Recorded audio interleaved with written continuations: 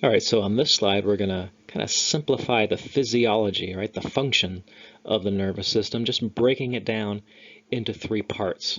And we'll use this picture here to kind of understand these three parts.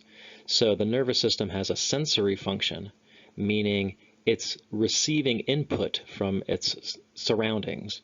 So your central nervous system here is receiving the input from your peripheral nervous system. So in the example right here, it looks like you're looking at a glass of water. So there's that information, sensory, meaning it's going towards the central nervous system and into the second function of the nervous system, and that's called integration.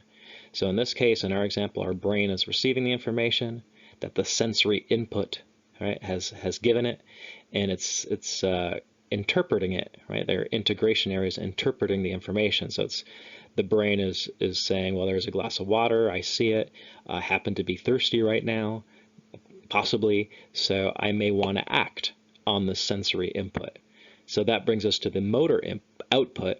So basically the integration center is thinking, well, I do want that glass of water, so I'm going to have to send a message out, and there's your motor input, motor in this case to a muscle, in order to make an action happen. All right, so your sensory function is information going in this case the central nervous system. Integration makes a decision based on that input, and then if there is an output, we call that motor output, because there's going to be some type of action as a result.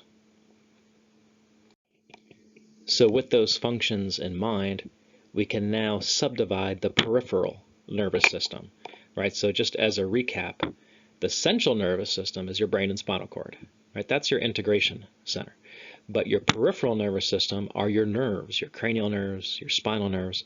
So we're going to take that peripheral nervous system and divide it into a sensory division and a motor division, right? So sensory can also be referred to as afferent, and I'm going to say afferent just to stress the A, because the motor division is also called the efferent or efferent. So the only difference is the first letter, sensory A, motor efferent divisions. And the difference between the two, of course, is the direction, right? Your sensory or afferent division sends information towards the central nervous system.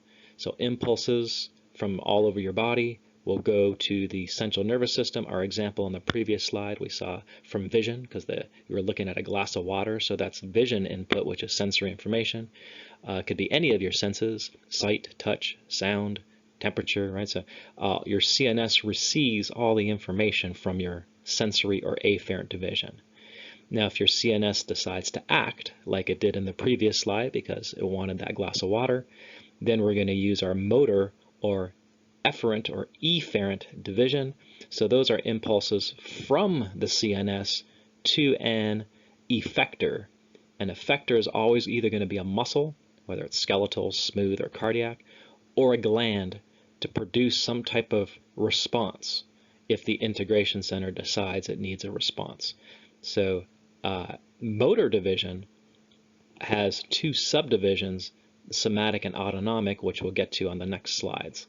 But I kind of want to break down the sensory division first. So all that information going towards your CNS from all your senses, we can subdivide into somatic or visceral.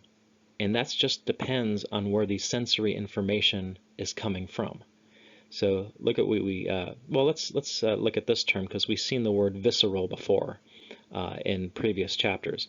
Think of visceral as organs or internal organs. Sometimes we call them visceral organs.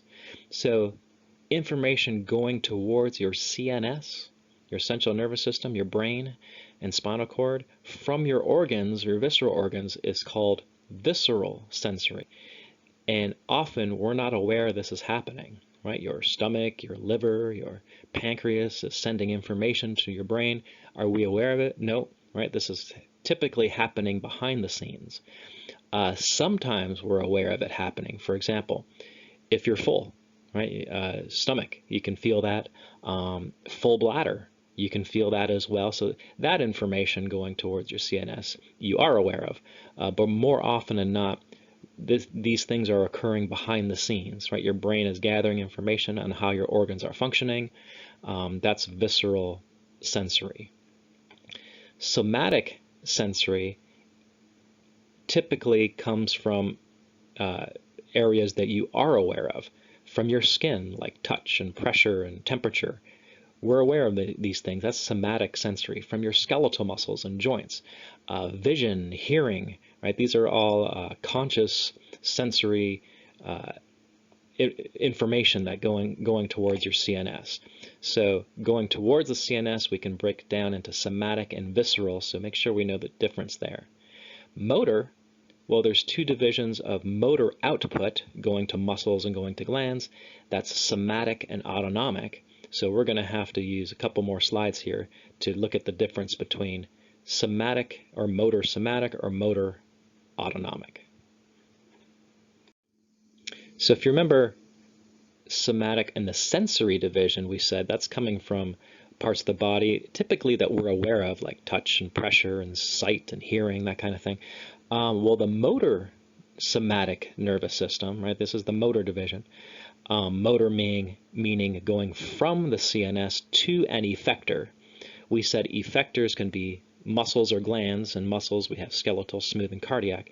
But the somatic nervous system has a very specific effector, conducts impulses from the central nervous system to, and this is important, real specific skeletal muscle. And we learned that skeletal muscle is voluntary muscle.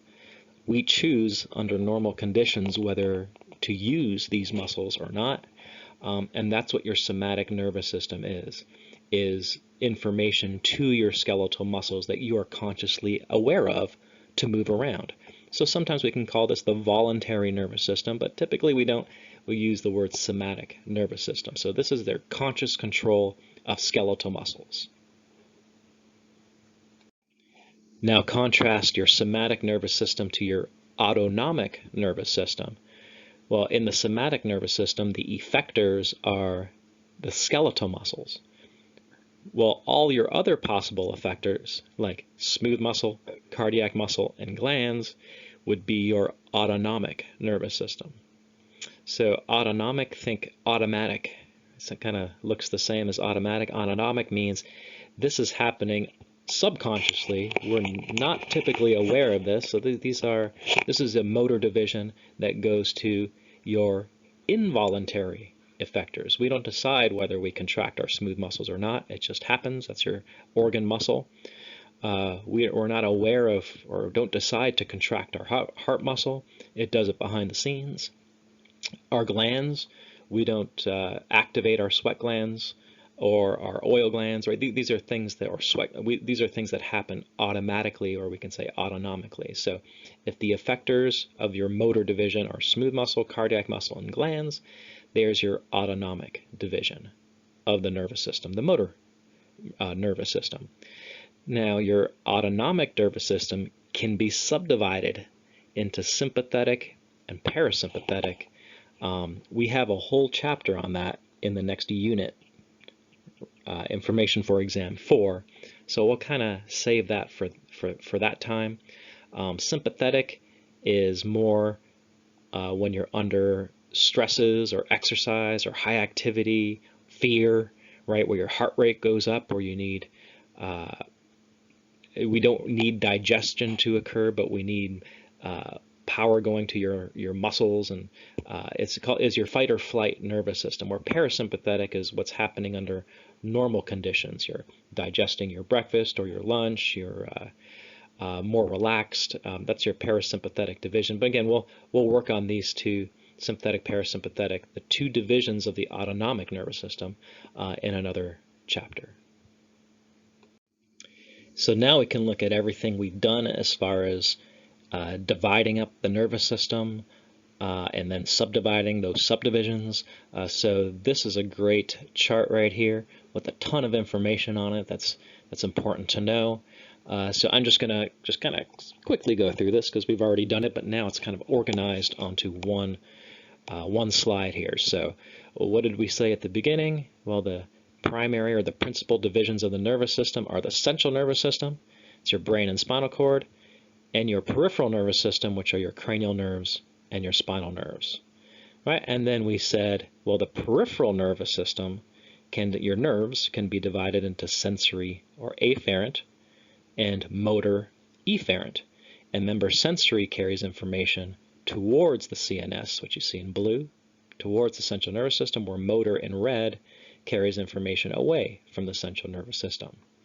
So let's look at sensory first. Well, sensory input can either be somatic or visceral. Somatic coming from areas that you're more aware of, like from the receptors in your skin for touch and pressure, sight, vision. It's all somatic. Where your visceral sensory comes from your internal organs, information from your stomach, liver, pancreas, intestines going to your brain. Typically, we're not aware of them unless there's some type of pain or full bladder or hunger, for example. But there's your sensory or afferent division. Right, what looks a little more complicated is your motor or efferent division. These are impulses traveling away from the CNS, right, towards your effectors. Well, what are the effectors? It depends on which motor division we're talking about. So motor efferent somatic would go to skeletal muscles, which is voluntary, where motor efferent autonomic goes to your other effectors, which is smooth muscle, cardiac muscle, and glands.